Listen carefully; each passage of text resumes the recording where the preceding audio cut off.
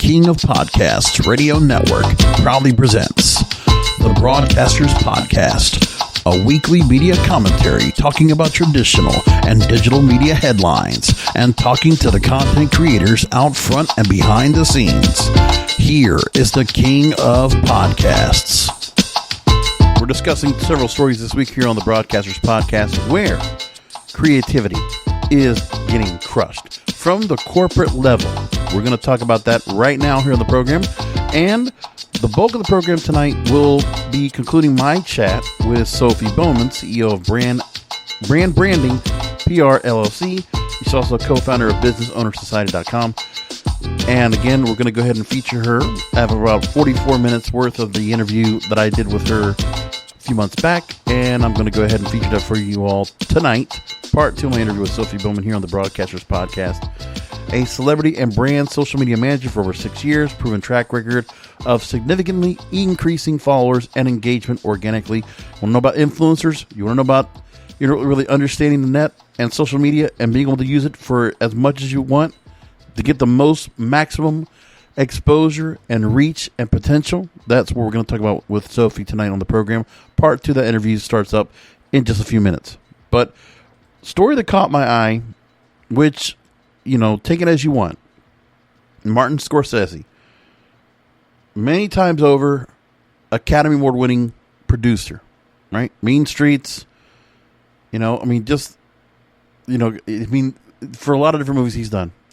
Just think about the fact that this guy now is calling out the media industry for a lot of things that are happening. So here's what we got. Of course, Martin Scorsese, no pushover. Best director for The Departed. He won the Golden Globe Cecil B. DeMille Award, among other things. So let's go ahead and talk about what he brings up.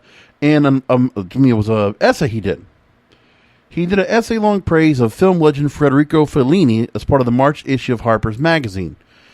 But he said this, quote, he was lamenting over the devaluing of cinema. Quote, as recently as 15 years ago, the term content was heard only when people were discussing the cinema on a serious level, and it was contrasted with and measured against form, he wrote.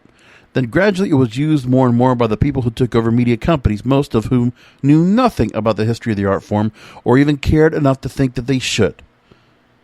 Before he got into his talk about Fellini, he posits a question to highlight a digital era problem. If further viewing is suggested by algorithms based on what you've already seen, and the suggestions are based only on subject matter of genre, then what does that do to the art of cinema? What a great question. This is where you need to go and take a step back from all the things that are digital and letting the machines and the computers do everything. This guy brings up such a valid point. Because for me, it is something to be said about how cinema, the movies that we've always watched, the ones that have become Academy Award winning pictures. Critics will go ahead and see all these different movies, and we do get introduced sometimes to some movies that we would not normally go ahead and watch. Because I'll tell you, every year I would go to some movies, especially during the for your consideration period before the Oscars at the end of December. Going into January, I would always see certain movies that were Oscar nominated. I'm like, man, I want to go see the Oscar nominees. Because sometimes there were going to be a couple of movies that looked pretty good. I'm like, okay. All right, you bought me into it. Rotten Tomatoes, give me a good tomato meter score. Okay, I'll go and look it out. I'll look at it. And there have been a number of movies that I was like, I was very pleased and surprised about. I think of Green Book. I think of Honey Boy. I think of 3 Billboards Outside Ebbing, Missouri. Really, there's just quite a few movies that I look at and I'm just, wow. And then just something kind of just, okay, this kind of triggered. Very interesting. I talk about movies now because I have not gotten to a theater in, what is it now? Oh, it's been 5 months since Tenet, roughly. 5 months and a week. And my Regal Theater is still not open yet. And there are some movie theaters nearby, but I have not bothered to go to any movies yet. And the fact that I have certain movies I can watch right now, say The Little Things or Judas and the Black Messiah, those are movies I should watch, but I haven't sat down 2 hours to go and watch the movie because I'm so accustomed to going to the theater and watching it, because that makes me occupy my time to go watch the movie. I'm going to actually move myself away from my computer, from everything else that can distract me, and go for the purpose of watching a movie. And I don't have that right now. And that's what sucks. Back to Martin Scorsese. Now, he wrote back, and I think we talked about this too. There was an op-ed he published in the New York Times in November 2019 explaining why Marvel movies are more like theme parks than cinema, and pegged the current industry as inhospitable to art. Even as someone who has just completed a film for Netflix. Okay, the Variety took a little shot there. Listen, Scorsese's right. There is something to be said about true cinema and the art and the creativity that's there, and it's being overlooked. And it's being undervalued because of the fact that it can't go on streaming. And it's going to get lost in streaming. So the times of seeing the independent movies that get put together with so much money being put behind so many different companies to go ahead and be able to fund the feature to get it to exhibition, however it's going to be, a film festival or whatnot. We haven't had film festivals. Virtual. Come on. So these are the things we're dealing with right now.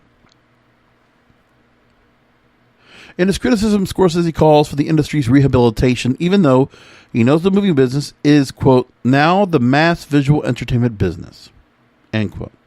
He also says this, quote, everything has changed, the cinema and the importance it holds in our culture. Of course, it's hardly surprising that artists such as Godard, Bergman, Kubrick, and Fellini, who once reigned over a great art form like gods, would eventually recede into the shadows of the passing of time. Could tell this guy was a screenwriter. But at this point, we can't take anything for granted. We can't depend on the movie business such as it is to take care of cinema. Those of us who know the cinema and its history have to share our love and our knowledge with as many people as possible. And we have to make it crystal clear to the current legal owners of these films that they amount to much more than mere property to be exploited and then locked away.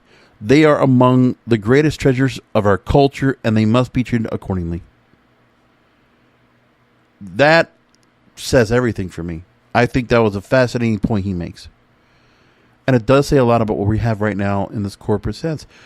And again, you know, I guess certain movies that you have that are big blockbuster movies that if you got to get about your Bond movies, your Marvel movies, your DC movies, sure.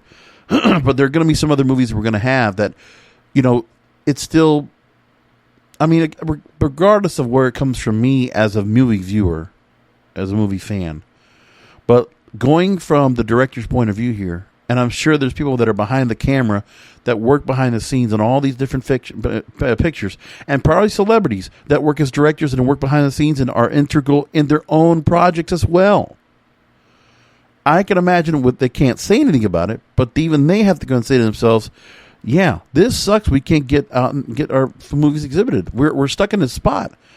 And using the pandemic as an excuse to just force digital forward.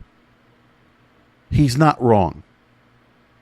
I think he puts a very valid point out there, and I can appreciate where he's coming from. One story I really thought really said everything. The other thing also is streaming also being effective in the music industry. So only had a couple stories I want to talk about tonight. Again, like I said, we're going to go right to Sophie Bowman right after this and go right into that great interview I had with her. Music streaming, according to Music Business Worldwide, this article, someone they spoke to, says it must switch to a fair and logical payout model. There is no time to lose. So the person that says this is from Didier Martin, the CEO of Out Here Music. It's a Paris-headquartered music company, home to classical record labels such as Alpha Classics, which counts 2 U.S. Grammy winners among its artists, Barbara Hannigan and Patricia Kopachinskaya, who does violin. Barbara Hannigan is a soprano and conductor. Alpha Classics was nominated for the Label of the Year by Gramophone magazine in 2020. He makes the case that for certain genres, there's no time to lose for a move to user-centric licensing on streaming platforms. So Spotify currently offers a pro rata or a one big pot royalty model, whereby the majority of all money paid by subscribers is pooled, then paid out based on the market share each artist/label claims of all streams. This means money paid by individual subscribers regularly gets paid to artists that they've never listened to. User-centric model would instead see the subscription from an individual instead paid out based only on what the individual has listened to, i.e. shared only between the artists and songwriters the individual played that month. I'm surprised that they don't do it the other way. Again, that would be a lot of, that would be something that would be very incentivizing. The study, there was a funny study there was an analysis that he referred to from the Centre National de la Musique and Deloitte, which ran the numbers on what a switch might mean for individual genres in France. A study would find that move would see streaming revenues for classical music rise by 24%. Rap and hip-hop, counted as separate genres, would be negatively impacted, a drop of 21 or 19% in royalties. Despite this reduction, rap and hip-hop would, when combined with the biggest streaming genre in the industry, it would be the reduction for more popular music. But then if that's the case, streaming then would be a different component for all these record labels that have decided to go and get rid of radio promotion, which we talked about last week. Then the case would be that radio would have to be a revenue model once again. That would actually kind of set the pendulum straight. You would actually have the pulley kind of set in one spot. You would actually balance the power. I actually kind of like that idea. It would create relevance for radio. I mean, they would want that, shouldn't they? The current pro rata streaming payment system was established at a time when this format was fairly marginal, based on subscribers, mainly young people, who listen consistently throughout the day to songs formatted over an average duration of around 3 minutes, 30 minutes. 3 hours, 30 minutes, they meant. The distribution of streaming revenues was therefore made on the basis of the overall audience of the track that was listened to for at least 30 seconds. Streaming is now practiced by all genres, all ages, from 3-minute songs to classical symphonies, which can last 20 minutes. Martin says this system must be changed now because if the revenues generated are too low for certain genres or repertoires, it will disappear, as no one can afford to produce this music anymore. Bingo. Very important. So, it's trying to balance out creativity and music, because then we would have diversity. We would have diversity in music. I mean, we always talk about diversity, equity, inclusion. Well, this would create diversity, equity, and inclusion in music, because it would give everybody even playing field. And again, if you're looking to go ahead and if the record labels are worried about the streaming loss or the loss of streaming revenue, then the royalties they need to go ahead and get from the radio stations, because then the radio stations need to be relied upon to promote, get them to go and do. Because then radio can offer to play music and you can get more royalties from them. That's what it should be. Musicians would get paid. Songwriters would get paid. Composers would get paid. Producers would get paid. And it would also change the way that music has to be out there. It would further create a better quality of music instead of, what was that Martin Scorsese word he said? Content. The music wouldn't then be content, it would be actual creative. Maybe you would actually go ahead and not be able to go and do content that's just based on a digital, and through a keyboard and through a digital setup, right? Maybe we don't use auto-tune now. Maybe we actually bring instruments back. How about that? That sounds like a good idea. Not like we don't like the music that's coming out now, but some variety and some change of maybe getting back to some original ideas. Also, enticing different music to be monetizing, especially when you can't do live concerts and live events right now. To get the royalties back up to a certain level would only help the musicians out there be able to go and cut a break and get something out of what they really want of their music and get their audience out there, and they can continue to make a living as a musician or a songwriter, composer, producer, whatever it might be. These are all important things. So he brings along more of this. Taking advantage of the change in the model to ask streaming companies to improve the services offered to its subscribers by giving them a level of information equivalent to the old CD, complete booklets, even if it means I don't need the I don't need the liner notes. No. I mean, it wasn't too much for me, and I think Genius does a pretty good job doing behind the lyrics and that stuff and that. And you can always find people in stories that can talk about it. I don't really need the liner notes from the company itself. Not so much. At the same time, he says, let's continue to discuss how to share these revenues downstream. Musicians are right to demand greater clarity on the subject and a better share of the value of music, especially at this time of COVID-19 when concerts are canceled and neighboring rights are in decline. At a time when music has never been so present in everyone's life, when with a monthly payment one can listen to one's favorite music or discover some other genre wherever and whenever, let's adopt a system of remuneration that is fair, clear, and logical.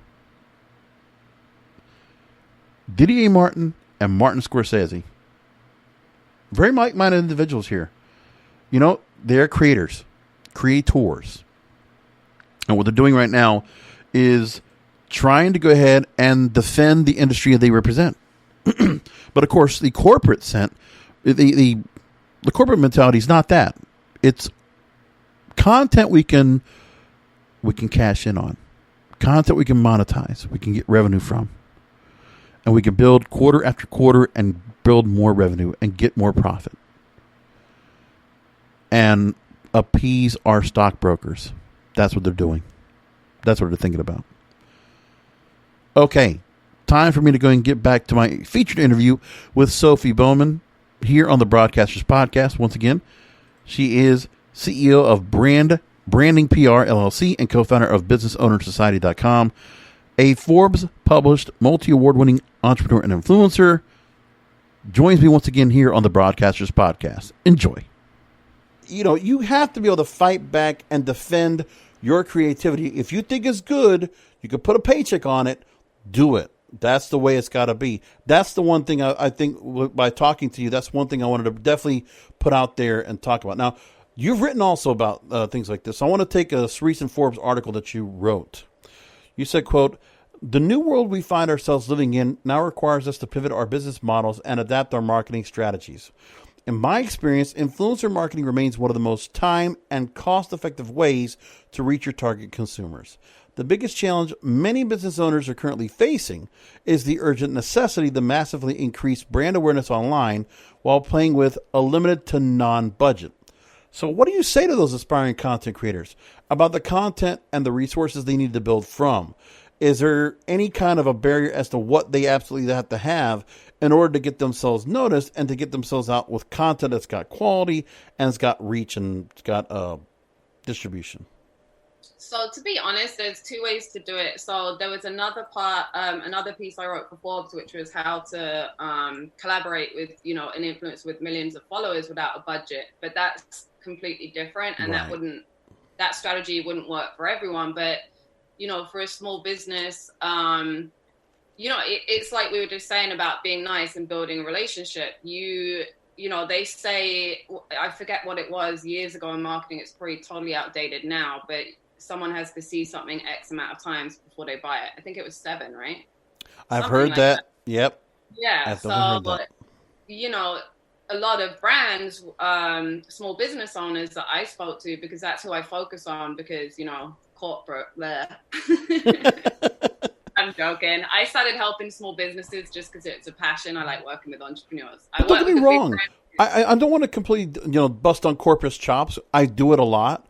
Because I think there need to be people, there need to be Sophies on the boards or the board of directors or those that are shareholders, that you have to have some of that going on in there that can help persuade opinion from those that, listen, they have accomplished themselves. That's why they're where they're at. So I can't knock certain people to get to that point. But also, sometimes these people are coming from corporations that have been consolidated because deregulation keeps coming along. So companies become less and less, and that's what happens.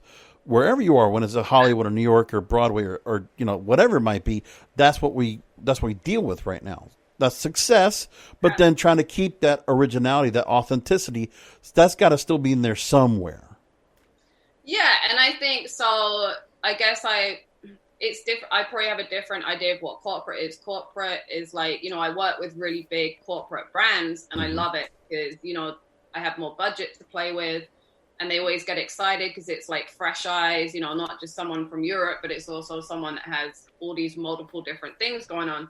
Corporate in my head, like working in corporate was always like, I don't know, standing in a bank for 10 hours a day. you know what I mean? Where you have to wear a certain uniform. Like, no. Well, you were, if you were corporate, you would have been employed in the system, but you're a contractor being employed. So it's, you're being brought into the mix, but you're having to answer to them. So it is still in the same way corporate, but at least you have your option to get out if you want. Exactly. So it's kind of like, you are, but you aren't. You kind of breeze in and you breeze out when you need to, and you don't have to be there all day, every day. Like, it's great. It's super fun. I can't even lie. Well, but the thing is also you have the resources of the content. But that's the thing is that, it's for those that if they can find a way to get the kind of content resources they need in order to get themselves started. But in some of the experience you've had, you talk about the 4-year-old that you met in the Ritz-Carlton and the Grand Cayman, I think it was. The idea was there wasn't that much content. It was just content they were just kind of putting together and not much resources, I would imagine, but they were able to make something happen. Yeah, I mean, I don't know if they were paid or not as a family, but the family definitely got a free vacay out of it, which is great. Yeah. But that's the thing. They finally were getting perks, but when they first started, I bet you they didn't have anything like that right away. Oh, no, definitely not. So I think that's the thing. Sorry, I went off on a tangent. No, you're fine. So with the, small businesses and entrepreneurs, they would say to me, oh, yeah, no, we work with influencers. It doesn't work. I'm like, well, who did you what? Like, how? What? Explain to me. So they said, well, we sent a product to this one influencer. They posted a picture and nothing happened. I'm like, well, there's your problem. No engagement. Well, not just that. I mean, first of all, if they weren't necessarily picking, the right influencer or whatever, but we were just saying about someone has to see a product 7 times. Therefore, if you work with one influencer and sent them one product and they posted once, there's the problem. So, that's why a brand like BoxyCharm started doing so well, because they were smart enough to, work with a lot of influencers and offer them not just one-off free product, but an actual monthly thing. So you have to offer something significant. It's the same way.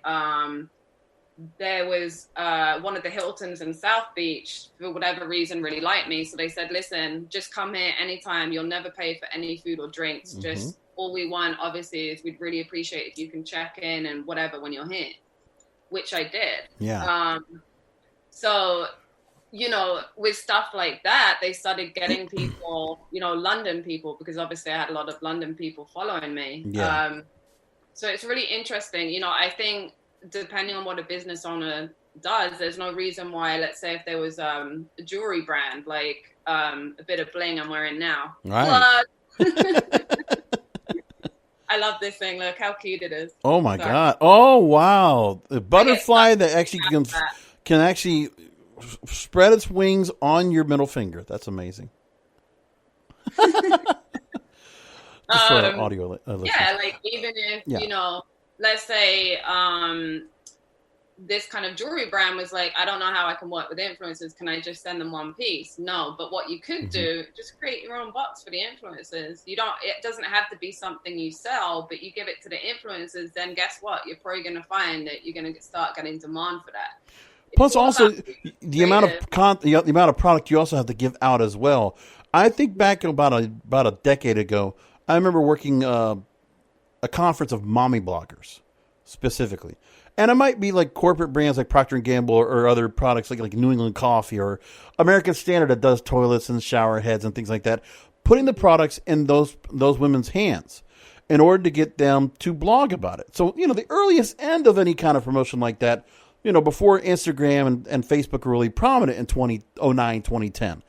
And the fact is, okay, let's get this product out to all these mommy bloggers, let them review it, let them try it out, and they got paid for it. Affiliate marketing. And it was effective. Maybe not so much as that, and I think that's where what's happening now is that, affiliate marketing has changed more to performance marketing, and then the social media end of it is still kind of an affiliate kind of, they're just not doing affiliates anymore. It's more influencer marketing, but it's the same idea. You're getting your product out into multiple places to multiple influencers to get the word out. That's 7 times like you're talking about. Exactly. And, that is, I think, what scares a lot of business owners, small business owners, because they're like, well, So if I work with 10 influencers, I have to give them like 10 pairs of shoes. Like that's a lot of money. Yeah, but okay, at the same time, think about it logically. Back in the day before, we had Instagram and stuff, people would have to do, like pop-up stands, events and stuff. That was way more expensive. So, or even before that, you gave away product just like you would before. Of course. So with this kind of stuff, another really good example of this is Fashion Nova. Jesus Christ, they have million followers now. They are killing it. Like they have to be the top, fashion marketing brand I've ever seen. But they give out so much stuff. I see. Yeah, they have, but the only thing with them is, I wear a lot of them. I have a lot of them. It's a very specific model type that they go for. There's not that much diversity. A more fuller body type, yeah. Yeah, which is fine, but there's all sorts out there. So, but again, that's probably the smartest thing they've done. They went for their market, and that's why they did it. They knew exactly who their target audience was. Oh, it works. I see a lot of girls I follow on Instagram, and the same idea is, in some of the cases, it might be for body positive movement or just kind of really that kind of idea. But then I also see of different shapes and sizes. It's nice because, again, it's authenticity. You see women, everyday women, not just the ones you see that are, 105 or less than 100 pounds that are running a runway, which here's the interesting part. If you're there's no fashion week right now. None of that's going on. So you're not looking for what the position of what the magazines are going to put out there or what other publications will say, this is what you need to be under this model, wearing Gucci or De La Renta or whatever. Now you're seeing everyday people, everyday outfits. It doesn't even matter the brand. It's just like, Fashion Nova. They have eye-popping clothing and accessories, and you're seeing everyday women. They know how to put the makeup on. If they got to get Sephora, get somewhere else, they can do it all. Put it all together, and show any woman, young or older, can create the look. That's how you sell something. Sephora. I want Sephora to start doing a beauty box. That right? Would be dangerous. Every time I go in there, I might as well just start flinging 20s everywhere. But then again, think of all the different makeup tutorials that are out there. Shopping, the shopping reviews and this and that, the hauls. That's what it is. Like that's so popular right now, everywhere. And, also the fact you can do it on TikTok, you can do it on Instagram, put it in 15 seconds or do it in a larger video. There's just so many different options now. So that's the other end of influencers I think that's the other thing too, is that, there's so many different ways to put out your content. And also just to position yourself. I think this is just fascinating to get to that point. Now, I want to talk about this. Go ahead. No, I was just going to say, I think what we were talking about before with business owners, some business owners and corporate, they didn't realize that, it's really becoming a younger market. So I was doing a photo shoot today with my goddaughter. She's a 17-year-old influencer here as well. So she's now like moving more into travel and fashion and all this kind of stuff. And, I'm not going to start doing TikTok at my age. I posted something on it that went viral, sure, but I don't want to be doing I have shit to do. I'm not going to be running up every 5 minutes to start doing this like dance and all this shit. No. No, and I can see, but Instagram I think is more of your spot because I feel like that's where you're getting the best bang because obviously you got good followership, 50,000+. Now I want to ask, and this is the mindset of the content creator. I want to ask you about them. You were interviewed by Thrive Global, and you were asked, where did you get the drive to continue even though things were so hard? You said, quote, I made a promise to myself a few years ago to become financially self-sufficient in an unstable economy. And I'm pretty stubborn and focused once I have my mind or heart set on something. Maintaining a positive mindset is critical to keep it with the entrepreneurial roller coaster, end quote. So that mindset, does that mirror with the kind of attitude that content creators should have to go ahead? That you just got to keep just pushing on, prodding ahead? Definitely, because, again, it's like you're not going to post something and just overnight go viral. That happens probably, once in a blue moon. Right. It's very rare. So, it takes time. It takes time to build a following. And, I should have practiced what I preach as well, because, you know, there's time where I've been so busy with different projects and Forbes and everything else that I didn't post for like a week and my engagement dropped so badly. You know, it does make a big difference. So as a content creator, I mean, shit, even, okay, as an example, when I moved here 4 years ago, I just spent 2 years in Morocco, living there, which was wild. But I bet. when I moved to Miami, I had, you know, my own little studio, whatever, in South Beach. And I think it was like 12 or 1,300 a month or something. And I was at the time only earning 1,800. I have no idea how the hell I did it, but that was only 4 years ago. You know what I mean? Like, you can achieve so much. And I was pretty focused. Like, there's so much partying and stuff that goes on in Miami. And don't get me wrong, I got very involved in that. But but you can get overwhelmed. I mean, there's just what's bringing in what's bringing in the dollars is going to overwhelm to make the time to make sure you keep these other pipelines moving and active. I can imagine it takes a lot of time for that. I mean, it's having that kind of self-control, which is ironic coming from me, but it's knowing, you know, like Monday to Friday, don't call Sophie because she's not going to come out. There's no point. Yeah. No, that's business hours. You know, a few times I've gone out during the week and I still get shit done, but I'm probably at a normal human level. Right. I'm not at my like super laser focus, blah, blah, blah, blah, blah, doing a million different things. And that frustrates me. And then I feel annoyed with myself. So, you know, I think, yeah, you have to be really focused. Like, if you want to be, you know, a really big influencer, there's no reason why you can't be. You pick your niche, you start, whatever, but just know it's going to take a year or two probably to build it to, you know, 50,000 followers plus. Yeah. But if you keep doing what you're doing, or you become really niche in your area, I mean, there's an influencer in Fort Lauderdale who has like not even half of my followers, but she'll get a lot more kind of deals from this area than I would, because she's very focused on this one area. But, you know, in terms of that, I think it's that you just have to be so focused. And now the bonus is influencers have other stuff that I never had access to. So, you know, you can be smart about it. You can go and join Facebook groups, which have great engagement, whether it's for brands or for like influencers or whatever, because there's actually brands looking for influencers on those pages. That's how you get started. And, you know, because obviously I work with Next Gen a lot, I say to them, you know, the first thing is just start and then figure out what you really want to post about, what's going to be your niche, and you're going to kind of figure it out as you go along. I want to go ahead and expand on that real quick. Goes to my next question. econsultancy.com, which I do know some of the people that actually work at that, Rebecca Lieb, I'm going to shout out to her, recently talked about how trends that show how influencer marketing has evolved this year in 2020. They reported how travel bans and social distancing led to the cancellation of major events earlier on in the year, not to mention the disruption to the daily working lives of influencers. Brands and influencers were quick to react, however, shifting to at-home photo shoots and pivoting to more relevant content related to the home, such as comfortable fashion, home improvement, cooking, and self-care. So these obstacles, I imagine going through the pandemic and having to work with some of these influencers to adjust what they could do, I can imagine was a bit of a challenge. Definitely. I think, you know, the people that came out running within a month of quarantine, I mean, they're the really smart ones. They saw a change and they flipped it. I mean, the problem was, though, with a lot of small businesses, especially fashion, is, you know, they've had to order this shit a long time ago. So they were really late to the party, which is a shame.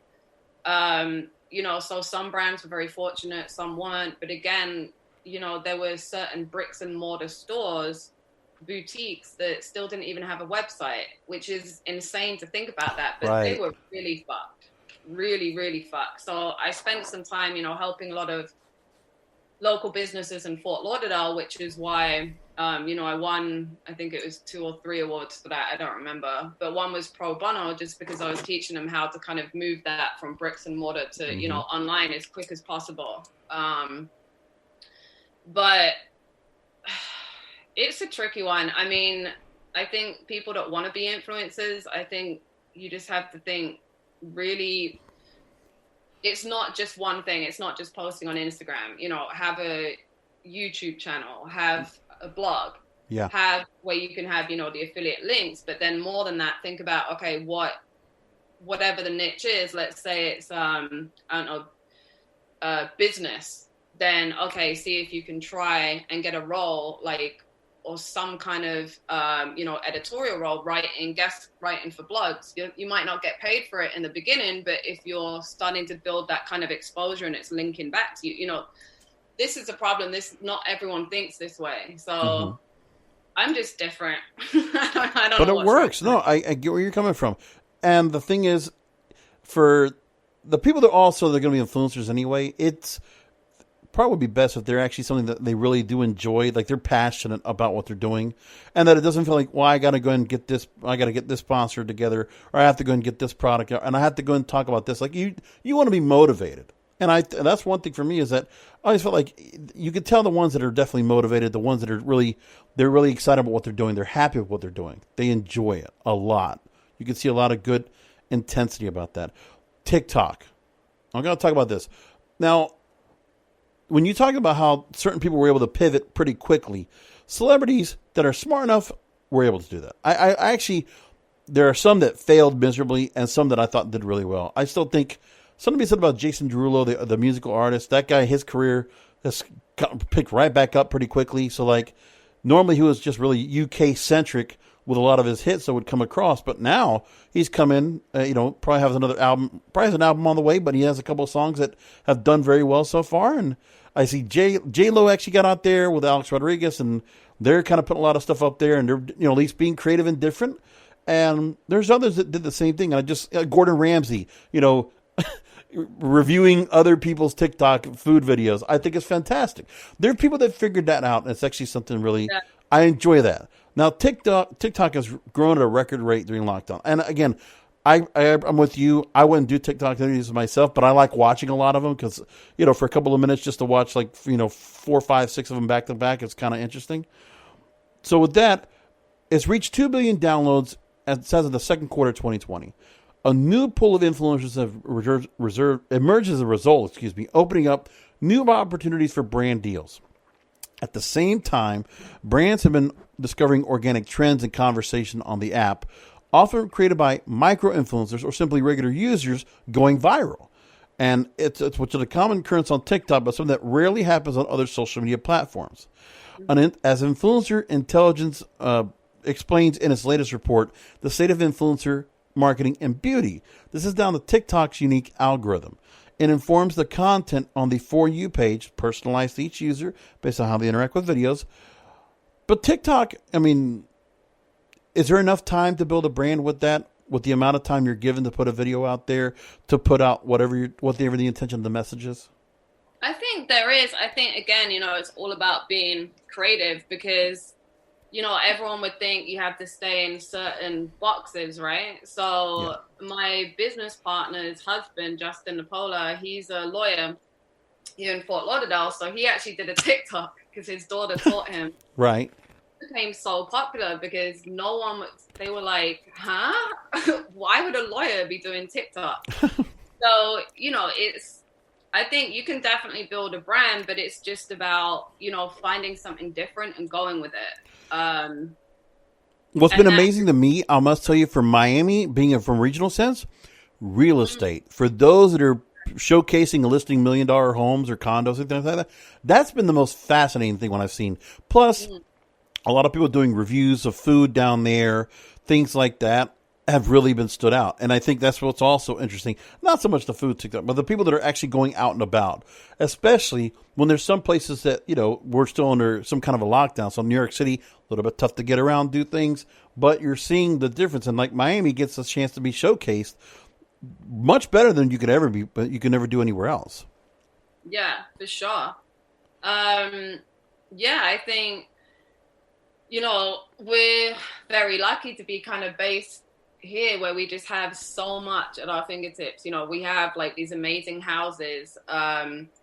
So I've been kind of working with all these influencers, and we're going to kind of we've done a few photo shoots already, but we're going to be going to these, real estates, like these multi-million-dollar listings, just to hang out for a day, get photographed. Right. Not necessarily get paid for it, because, I waived my fee during quarantine, because especially for the small businesses, they were really in trouble. But in terms of where it's going from here, I mean, who knows? No one ever knows anyway. Like Forbes, or someone asked me to write something for Forbes about the future, or like, what do I think the trends are going to be? And I have written a lot of features like that. I'm like, I mean, I can kind of breeze over it, but honestly, no one really knows. We don't even know if we're going to be alive tomorrow. So I don't really like talking too much about, the trends. Oh, no, the here and now. But I like the way you're handling it. I like the fact that you're taking advantage of, because there's some things that are opened up. We're not as busy as we were before. And, again, the way you're trying to help out small businesses and stuff like that. I mean, I bet even just like if you could take an idea of taking some of those homes that you're being able to go ahead and spend some time at, and be able to help out in the real estate sense and say, hey, look, I was at this place. This place is for sale. This place is for lease or whatever. And it might even give a chance to be sold in some way, shape, or fashion. You never know. Now, Sophie, I tell you, I love talking to you. You've been so awesome. And thank you for being, obviously, with all the time that you take, I'm really happy that you took time to go and talk to me today. But I want to ask you one other question now. They also talk about in that same article, influencer intelligence, the state of influencer marketing and beauty. They also talk about a shift away from sales-driven campaigns towards social good. So brands have started to recognize that influencers can be also credible communicators rather than just a vehicle to promote sales, as overall trust in creators has appeared to improve. So they're showing research from Takumi. 25% of consumers are more likely to source news updates and opinions from influencers than journalists or established news outlets. At the same time, 58% of 16 to 24-year-olds, 56% of 25 to 34-year-olds. So Gen Z millennials, they agree that social media influencers should use their platforms to discuss current affairs and everyday activism. So I always have to think about celebrities, musicians, and others that decide to put their politics up in place, and it has nothing to do with their performance or what they do for a living, their craft. So talking about the idea of paid campaigns to what I call, what is performative allyship. You're going to have to reword that for me because I'm blonde. So what I'm talking about is, how we have celebrities that are definitely, like, say for the election as we record today, those that have spoken out for whichever candidate they are for, or those that are supporting Black Lives Matter, or supporting, an LGBTQ movement, or something else, say it's climate change, or if it's, I don't know, it could be, the right to life or right to choose, things like that, that they're putting their politics, they're putting their social causes up front. Oh, that, I'm white, but I need to help people of color. I need to speak up for them. Things like that. Instead of doing sales campaigns, they're saying, well, because you see how some brands now, they decided, well, we're going to make changes for the good of society, institutional, systemic injustice, things like that. I mean, you know what? I was really pro part of that movement. A lot of my goddaughters, mixed race, I have some they're my family back home, all that kind of stuff. So I have to be really honest, back in the UK, I never really came across racism that much because, a lot of my friends were Black. A lot of, like I said, goddaughters, obviously my best friend, his husband is Black. And, so for me, when I came to America, I'm like, holy shit, people are dropping really racist language just like it's nothing in the street.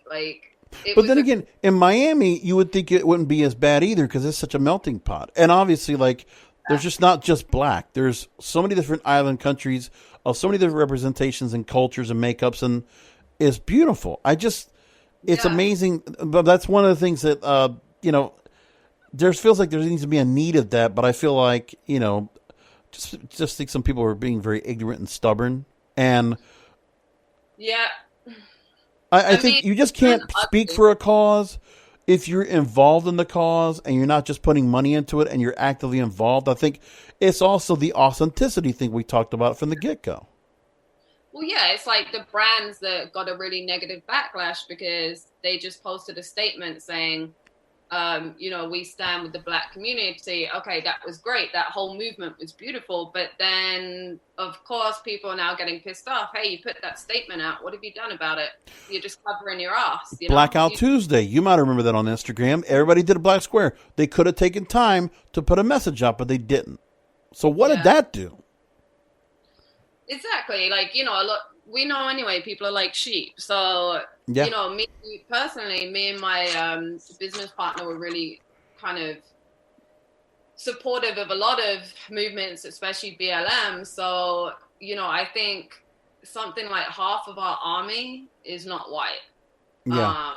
It's built up with, Latinas. And I think, if you're going to say it or you're going to talk about it, then you have to be doing something about it. It's that whole, exactly like you say, the authenticity. Okay, well, if you're really upset about starving children in Africa, don't just post something about it. Or do a pilgrimage. Go there. Something. Yeah, right. Exactly. I'm all for that. Like, that's why I think back in the UK, I mean, I wouldn't say I was really a volunteer or whatever, but my kind of passion was working with young people. So, a lot of times I was working in pupil referral units, teaching, which is kind of like, I guess your equivalent of juvie. Yeah.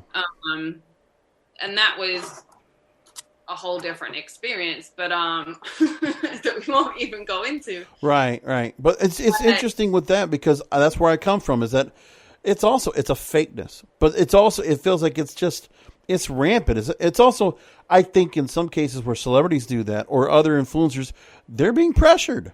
They're being pressured to do something that's like, well, it's not really my cause, but you're putting a gun to my head. I might as well just do it. Like, it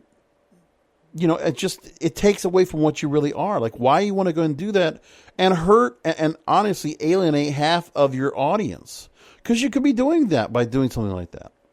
Well, it's like people, especially today, like I've never seen such aggression between, like the Trump and Biden supporters everywhere today. Yeah.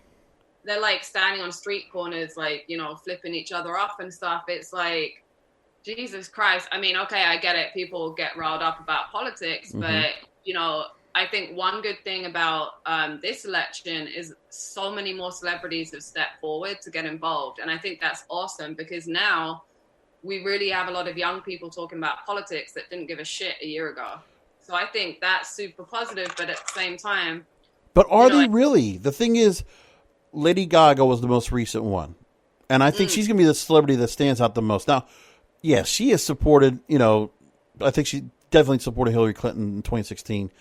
And she never really played too much heavily into politics, really speaking out.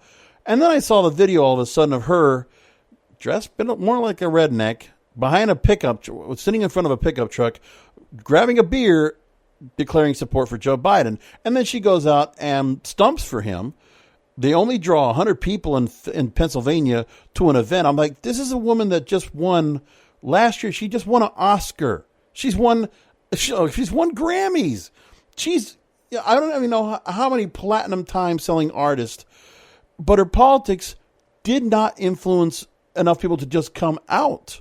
So did it really do enough? We'll see what the vote tally comes out. But my thing was, I love her. I love her music. I love what she does. I don't know if this was the right thing for her to put out. I just think that. Whose idea was that? I don't know. I think that's why I'm saying I feel like it's a gun to the head. Like, here's the thing. Born This Way. Her acceptance, her embracing the LGBTQ community. Love it. Yeah. Totally makes sense. But this felt like it was left field. Why do you go and do this? Why are you being pushed into doing this? Because this feels like it's out of her her own lane. She's out of her lane, and I don't want her to be.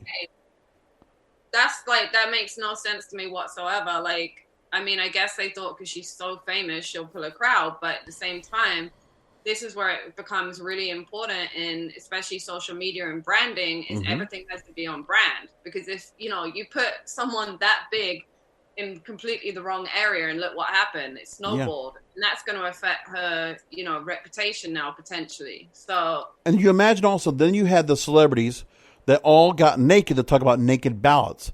I don't know if that message got out anywhere that made any sense, but that's Mark Ruffalo was in it, Amy Schumer, Sarah Silverman, Josh Gad. It's a lot of, pretty significant actors, actresses doing that. And then I just saw Chelsea Handler going naked for a PSA to talk about the vote for Biden. That doesn't make any sense to me. That you're putting money, you're putting your time, you're putting yourself out there, subjecting yourself, because I guess as a celebrity, you're just being told what to do. And it's like, gun to your head. You go do this, or you're going to be outcast. And that's worse. But it's like I feel it's a performative allyship. It's the thing where, you just can't you can't have your projects and monetize them. No, if you're going to be called upon to do something that is going to be totally against what you're doing, what you normally do, you just want to make money, or you just want to be able to go ahead and make people, make people laugh, make people entertained. And then you have to do this, and you're subjected to do this. My thing is, I'm afraid this is something that's going to continue to happen to more people that might be influencers. They're going to be what will happen to Charlie D'Amelio is going to be saying something about this. Or what if, we have like some YouTube creator that has to come out and do the same thing. Like, no, they want to be able to do their own thing. But if they get too much influence and then somebody comes in and takes a power grab on them, then is it for social good, or is it just being pushed into something that, they just think that, again, you're doing it with somebody just like the Lady Gaga scenario. They just threw money at it.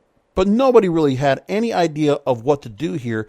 This doesn't work. Like, whenever do a concert and a fundraiser, sure. But doing this hurts her image. It takes a little bit away from all the work that she's done, her whole discography, her whole career, actress, singer, philanthropist, all this kind of stuff. That you're downplaying it, you're hurting her brand. And I don't like that.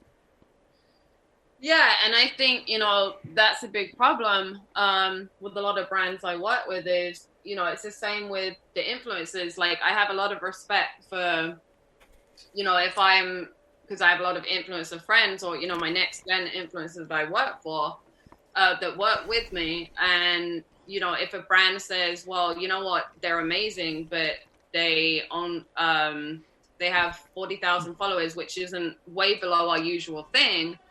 But I'm like, but they're right on brand. They're right on target. This person will get you way more than, someone with 200,000 that's not in your brand niche. But yeah. People don't get it. You can drag them to the water, but you can't make them drink, right? Or right.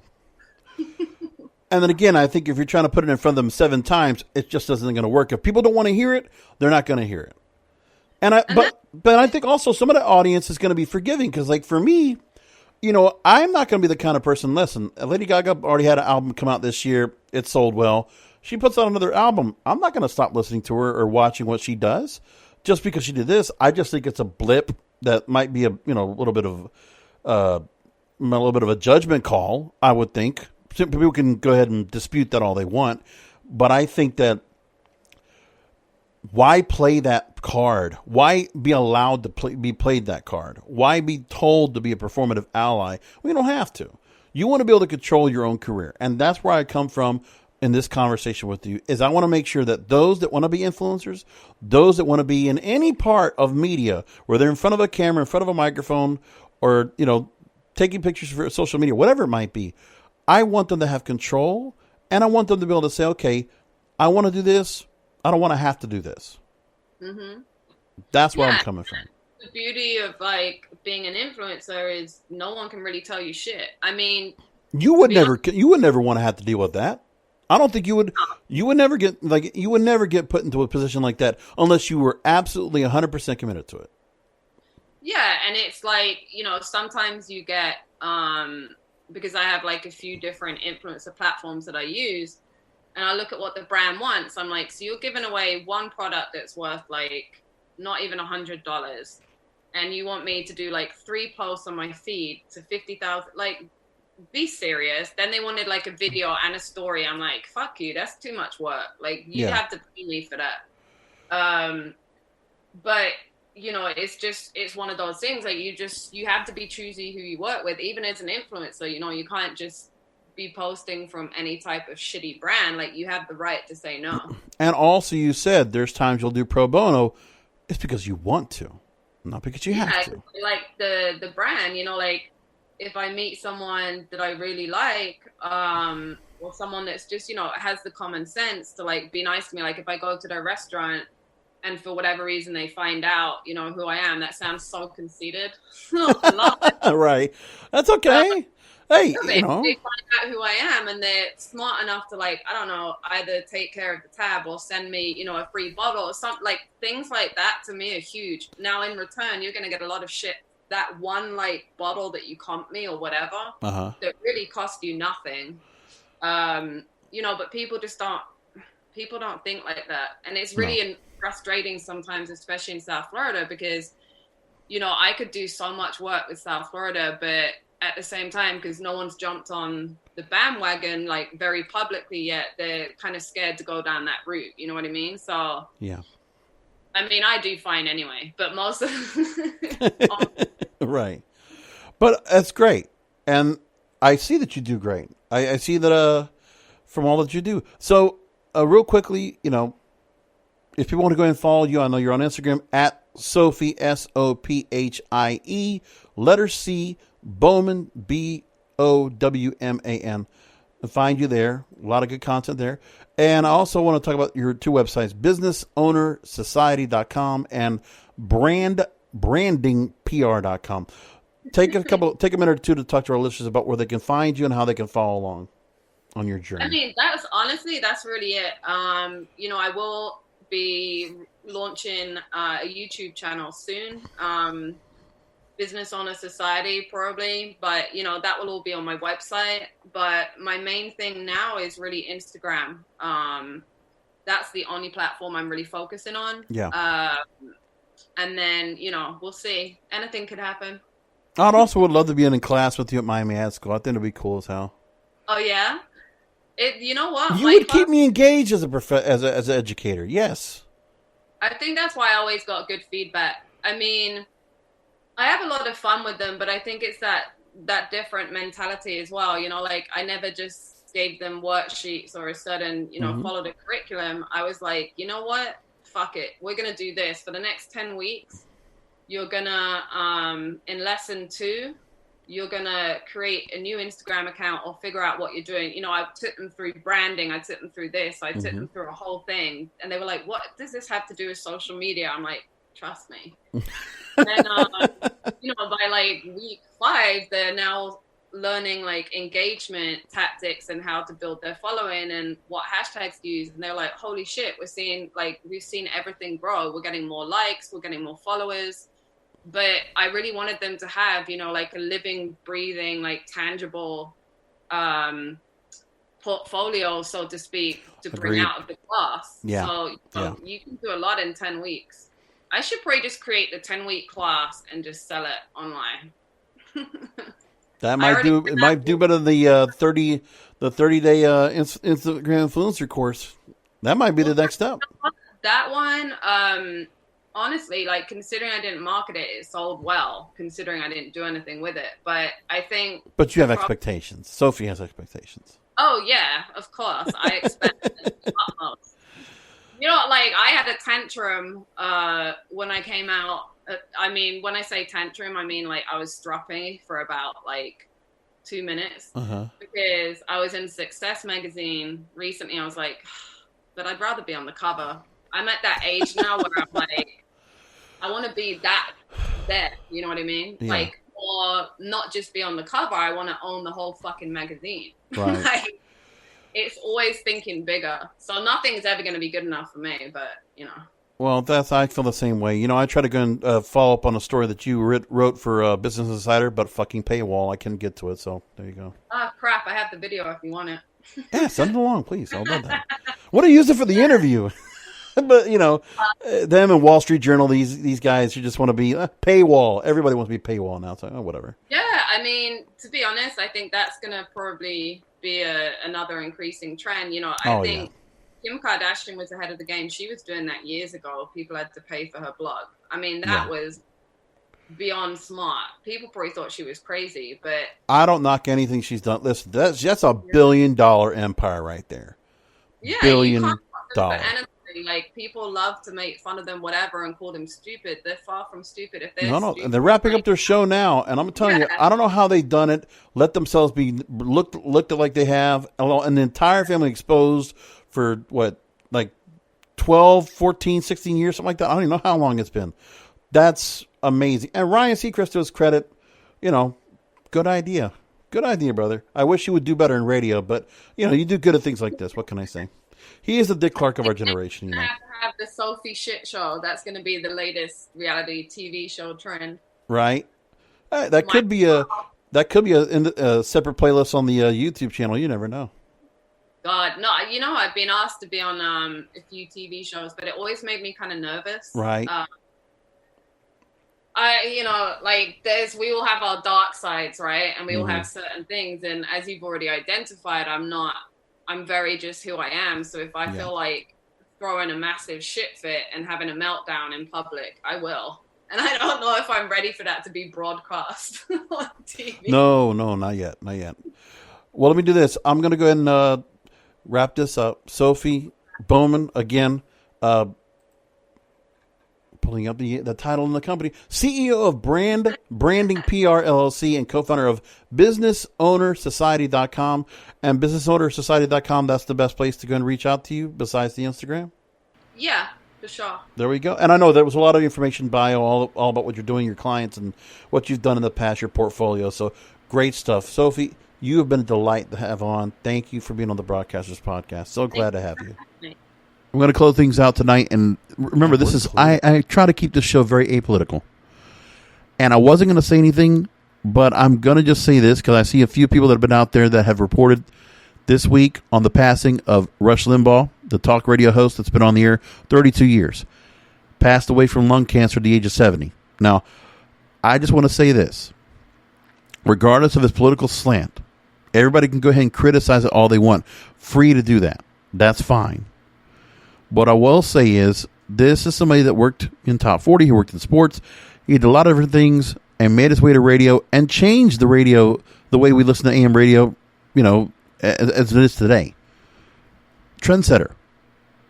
Regardless of what people think, listen, there were people that were trendsetters way before that have gone on the radio and changed things how they were. Art Bell, Gene Shepard, Phil Hendry, Dan Ingram, Real Don Steele, people like that. All right. Art LeBeau, there's others that are, Alan Freed. We had trendsetters that have always changed the course of radio. And for what it's worth, Rush Limbaugh was on the radio when I was listening growing up. And the idea of just doing talk radio and being entertaining at it. Now, did I feel like, I needed to worry about the actual the political content he was giving? No, but I thought he found a way to entertain people, and he's much like a Howard Stern type. You would either love him and you would want to know what he wants to say, what he's going to say, or you would hate him to death, and you would still listen to him because you wanted to know what he wanted to say. It's still that. So, Godspeed to Rush Limbaugh. Again, many people in radio, much like myself, we looked up because he got to some place that we all wanted to be at a successful level. Not saying anything about his content. Remember, it's the fact that he got to where he got. That's something to be said. And for better or worse, he brought us a style of political presentation that has been with us and will stay with us. And is it going to continue to deteriorate from here? Sure. And that's why I don't watch news or politics. I can't do it. But something had to be said. So again, that's what I want to leave right here, talking about Rush Limbaugh. That's all I'm going to say about that. And that's all we're going to do for the program tonight. Already past an hour. Thank you for listening in, checking out the shows you always do, subscribing.